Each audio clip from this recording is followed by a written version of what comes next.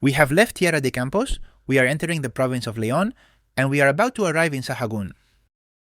This town owes its development to a great monastery that stood in the Middle Ages, dedicated to the martyrs Saint Facundus, from whom Sahagún gets its name, and Saint Primitivus. What you're seeing behind me is not a triumphal arch standing over the national road, but rather the main gate of the church of the monastery, which has now vanished. Given this impressive scale, you can truly grasp the immense importance of that ancient cenobium, which once held sway over more than 100 monasteries across northern Spain, and even managed to establish its own university. Sahagún preserves numerous monuments from its religious era, and they are kept in quite good condition.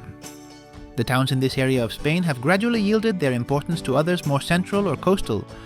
This has been very beneficial for its monuments, which have not been transformed or renovated. It's almost impossible for us to visit them with the little energy we pilgrims have, so we'll have to choose. Let's point out three. Their Church of St. Lawrence in Mudéjar Romanesque style and built in brick in the 12th century. Secondly, the church dedicated to St. Thyrsus, also in Mudéjar style and from the 12th century. And the sanctuary of La Peregrina deserves a special mention all its own. It was founded in the year 1257 as a Franciscan convent in what is today the highest point of the town. It was constructed using brick and in the Mudéjar architectural style. The building underwent several transformations and most significantly suffered abandonment after the disentailment. Fortunately, the public administrations intervened recently and it has been restored with great success.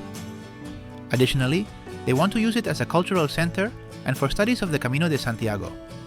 By the way, its name comes from an image of the Virgin dressed as a pilgrim that the temple housed. This sculpture can be seen today in the Sahagún Museum. Of the great Benedictine monastery, only a few remnants remain, but they are sufficiently representative. We have already seen the Arch of St. Benedict, which was built in 1662 to replace the Romanesque portal. Also remaining is the Chapel of St. Mark, which would have been to the north of the church's apse, and the clock tower, one of the two that flanked the monastery. If we are exhausted and cannot see anything, the monuments come to us, because the very same municipal pilgrim hostel has been established within the walls of the Mudéjar Church of La Trinidad. These Castilian towns harbor history, art and heritage everywhere. I've come to the monastery of San Pedro de las Dueñas, 5 kilometers from Sahagún. It's a monument protected by UNESCO for being in the vicinity of the Camino de Santiago, but not on the French way, rather on the Camino de Santiago that comes from Madrid. It was built in the 10th century and it has remained here ever since, waiting for you to come and experience its history. Buen camino!